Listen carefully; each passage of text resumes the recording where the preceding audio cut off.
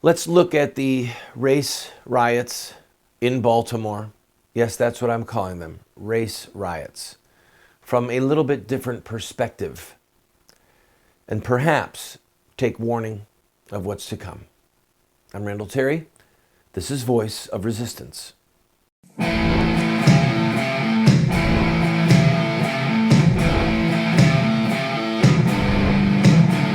Those who forsake the law praise the wicked.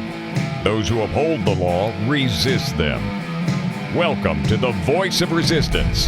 Here's your host, Randall Terry. Allow me to read to you two passages from the scriptures. Death has climbed in through our windows and has entered our fortresses. It has removed the children from the streets and the young men from the public squares. And this one, so your life shall hang in doubt before you, and you will be in dread night and day, and shall have no assurance of your life. In the morning you shall say, would that it were evening, or I wish that it were evening.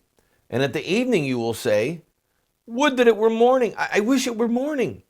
Because of the dread of your heart, which you dread, and for the sight of your eyes, which you will see. These two passages, the one from Jeremiah and the one from Deuteronomy, deal with fear and death that is a part of the judgment of God. These riots in Baltimore are a harbinger. It's the first raindrops of what is coming. And what we are going to see is a racial element in these riots that occur that are going to start to spread. They're going to spread. I'm telling you right now, they're going to spread. And there is going to be a significant amount of crime committed by black young people. It'll be mostly males. There'll be some females. And there will be then retaliation. And then there's going to be an escalation in some areas. I hope that I'm wrong. I don't believe that I am. I am making this prediction, and I want to be wrong. But we have something undergirding, almost propelling this towards this end. And that is the fact that so much blood has been shed. The scripture says, you reap what you sow. And that is not just true for individuals, it's true for nations. If you look at the 7 Canaanite nations that God drove out before the Israelites, God warned the Israelites, and he said, the nations that I'm driving out before you, it said, the land is vomiting them out because of the sins that they committed, because they offered their children to demon gods. So what we're going to look at today is the cause and effect of bloodshed. We're going to look at reaping the fruit of not just slavery, but of the Great Society programs, of the welfare state. We're going to look at the fruit of fatherless homes. And I know that you've been seeing some of the footage that I've been talking of these race riots. I want to close with this footage of this mom slapping her son, grabbing her son out of a riot and slapping him around. And I think it was the chief of police of Baltimore who referred to this because it was on the air. And he said that I wish that other parents would rein in their kids, would deal with their kids. Think with me, before I go, think with me. In how many scenarios a mom slapping up her son like that would have been condemned? And now we've got a law enforcement officer saying, thank you, Mom. I'm going to take a break and we're going to talk about all these things when we return.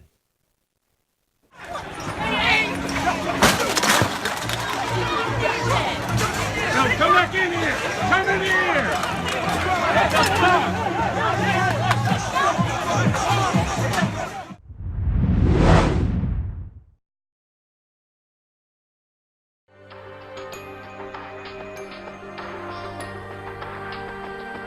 You have two choices. I mean, you can try to raise your children by design, or you will raise them by default. There are no perfect parents. We're going to get it wrong sometimes. If we have a plan, we've got a better chance of getting it right in the long run. There is something deep within the heart of every human being that longs for parental acceptance and approval. When does a boy become a man? Get a group of guys around and ask them that question. I don't think there's a certain age. Some men stay boys their whole life. I would say, 16, 18 years old? Wow, that's a good question. When they get bar mitzvah. Well, I think when he has a child. So I just became at 56, 56 years old. Without the power of the Holy Spirit changing us and giving us power over our sin, we can't hope to be the dads that our kids need us to be.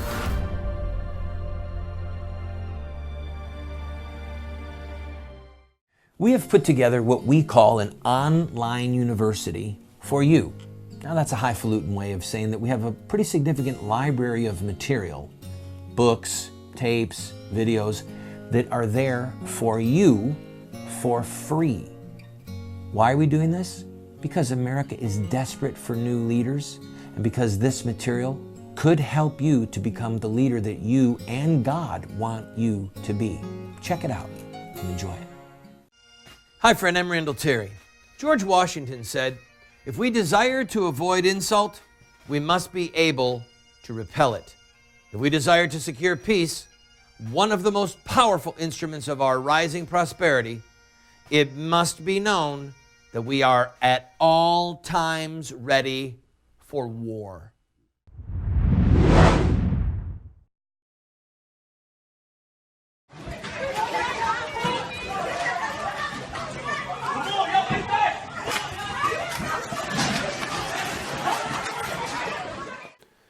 I admit I am heartsick. I am absolutely heartsick about what is going on and what is going to happen.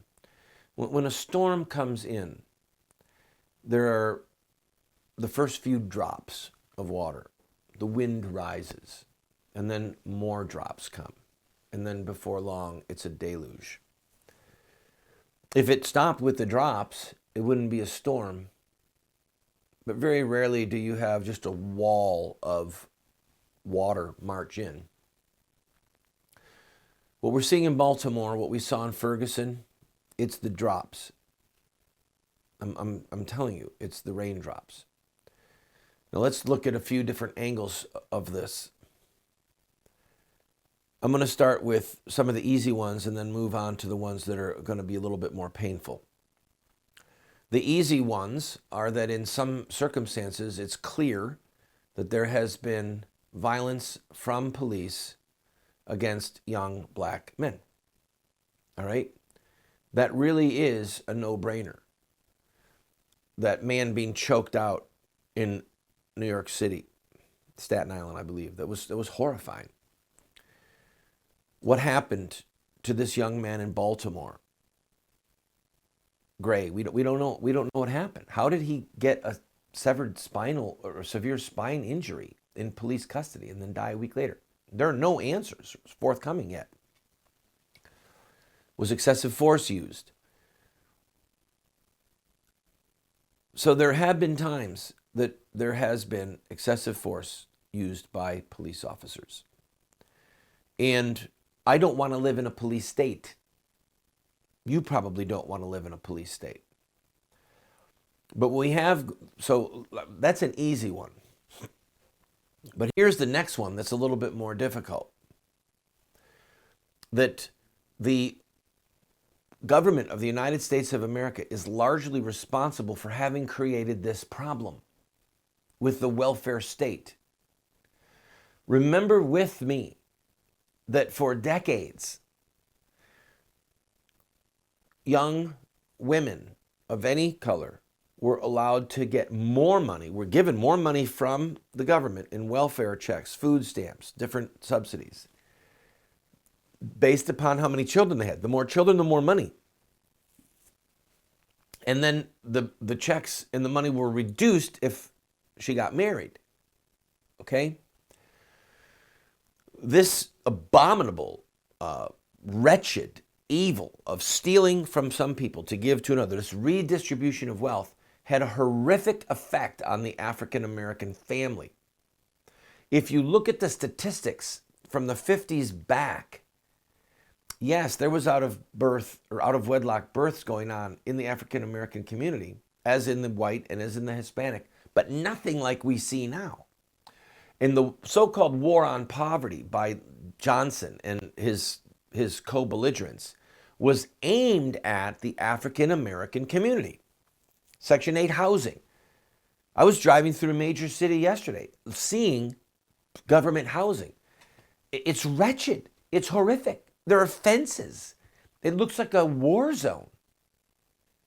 And the vast majority of the people in those buildings are African American, and the children are being raised by a mom and not a dad. A dad is not present under the roof.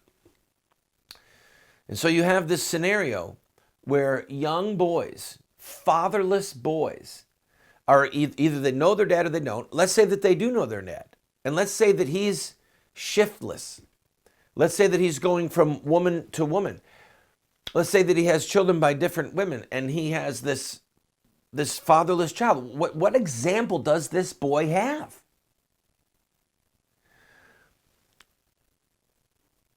The African American community is imploding in part because of fatherless boys.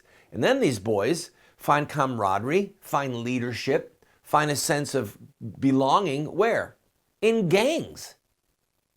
Is this such a mystery to people? The problem is this. You see, the politically correct want to say, you can't profile. You can't profile. It's discrimination. It's bigotry. It's racism. No, it's a statistical reality. So much so that Jesse Jackson said the words when he's walking down the street at night and hears footsteps behind him and he turns around and looks. He's relieved when he sees that it's not a black male. I've got to take a break. We're going to keep coming at this.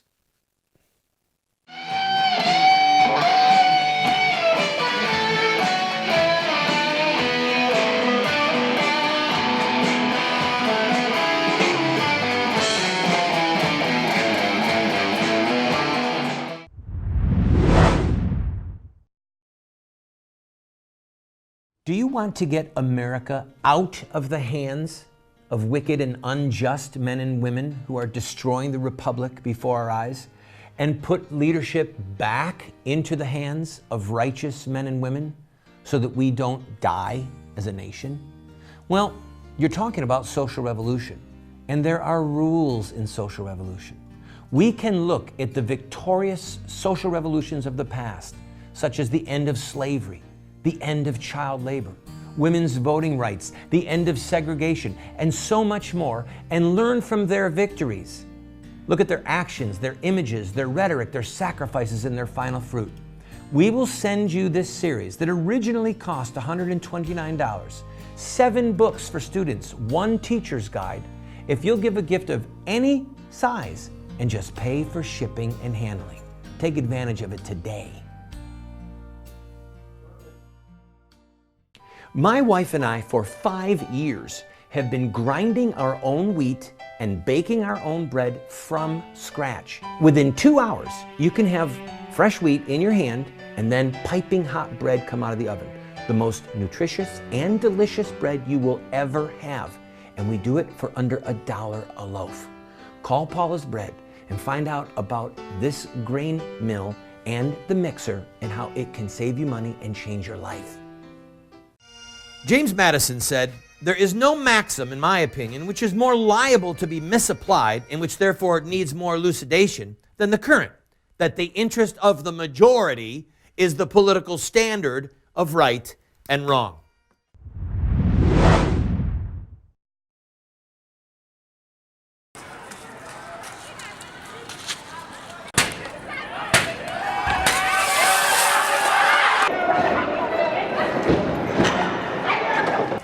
Let me say this clearly with no ambiguity.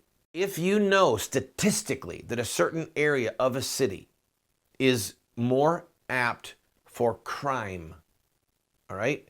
White crime, white on white crime, Hispanic crime, whatever. Crimes committed by white people. And you go into that community and you see, let's talk about white crime. You see a group of young white men with tattoos on their arms that suggest violence. And you just get a bad vibe. You get a bad feeling. All right? And you're an African American. It's not racist for you to say that these guys make me nervous. These guys could be ready to commit a crime against me. Let's go a step further. You're an African American and you see people with a white hood on, okay? Ku Klux Klan. At that point, it's not racist. It is profiling, and it's not racist. A journalist from CNN talked about being menaced just because anybody who was not an African American was menaced. There were threatening gestures or words made at them. What's going on right now in Baltimore is going to start to spread people. And I'm telling you, it is racist. There are young black people that are, for whatever reason, feel that it's their right or their duty to commit crimes like this, and for some of that rage to be against white people. And if you are not an African American, then if you feel nervous around African Americans, it's not racist. I'm going to say it again because I'm actually so disgusted by some of these people, these bigots in the upper echelon of the media, and Obama and Holder, vile, despicable person, Eric Holder. I am a dad to 2 African American children, okay? I didn't adopt these children as a deep cover for my racist tendencies. You know, I wanted to be able to raise 2 children in a mixed home so that later on I could really let my racist tendencies out, okay? But I still, as a man, am nervous when I go to certain areas and see certain people because of a statistical reality. If a third of African American men are on parole or probation or in jail or in prison, those parolees and those people on probation and those people who are being influenced by those who have come and gone from prison, they worry me. They worry me for the safety of my family. They worry me for the safety of my children. And I will come back and I'm going to tell you a true story of when I was mugged by 4 young black men.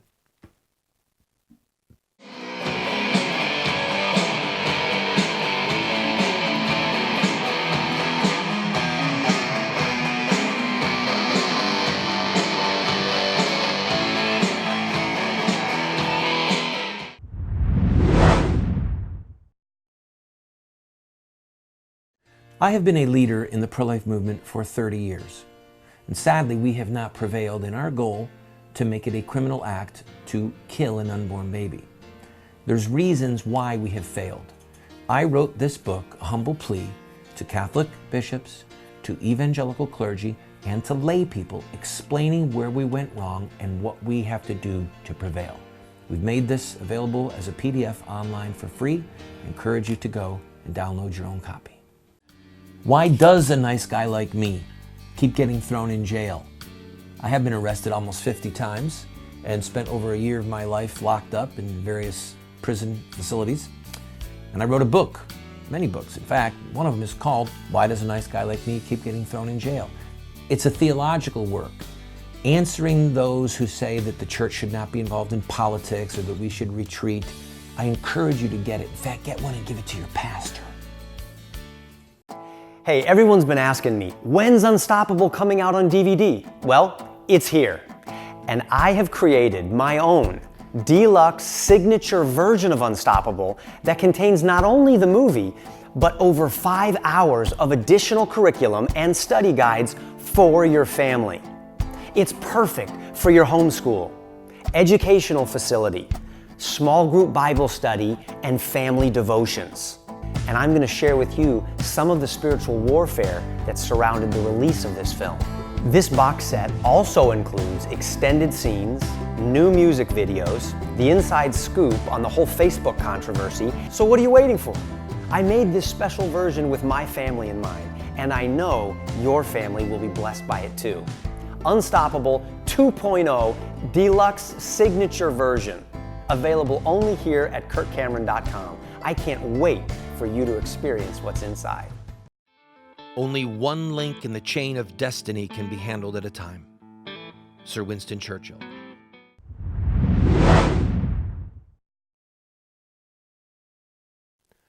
The year was 1976, and I was working at a gas station in Rochester, New York. I was asked to make change. I was there alone. It was night. I was asked to make change. I said, sure. I went inside. And by the way, my mom and dad were both public school teachers. My mom taught in the inner city. They had African-American friends. I never heard a racist word in my home growing up. Literally never heard. I never heard the N-word. I literally did not even hear the N-word until I was older. So, and as I said, I adopted 2 African-American children. So I'm working at a gas station by myself at night. And someone says, these 4 guys come in and say, hey, can you get us some change? I said, sure. Totally naive. I'm 17, 18 years old, 17. I walk in the back, and as I turn the corner, I hear all 4 of them just running towards the back. One of them pulls a hood over his face, puts a knife to my throat, and says, where's the money? And I said, it's right over there. I said, stay calm, man. Life is precious. It's okay. So they grab it. Then they open the back door, and the 3 of them bolt out. And the guy's still looking back and forth. He's got a knife to my throat. And I said, I'll just go in this other room. Okay? So I started to walk away from him, and he let me go. And he bolted out.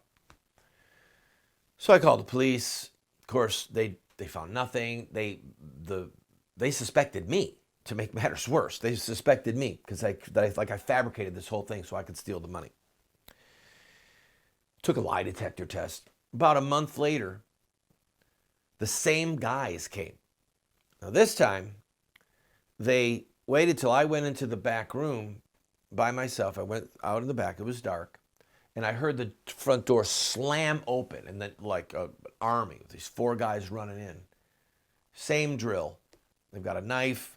This time, they take me over into a corner, and one of them is threatening to kill me. He said, I'm going to kill you, man. And another guy there scuffled with him to get a knife. He was going to kill me, and scuffled with the other man to not kill me. So then they hit me on the head. I fell to the floor, pretended I was knocked out when I wasn't, but I pretended like I was. They tied me up, and they took off. So I'm there. I walk out to the front. I have to untie myself, take my shoes off to get out of this mess. I walk out front, and this man comes over from the nearby restaurant. He goes, is everything okay over here? I said, no, I just got robbed. He said, I saw 4 young guys coming out, and I got the license number of the car. I started jumping up and down. The cops caught him. Those young black men ultimately were convicted and went to jail, but they cut the eyes out of another person. I think it was either that night or the night before in a robbery so that they couldn't identify him. Okay? It doesn't make me or anyone else a racist to be alarmed by young black men, especially the ones who look like thugs.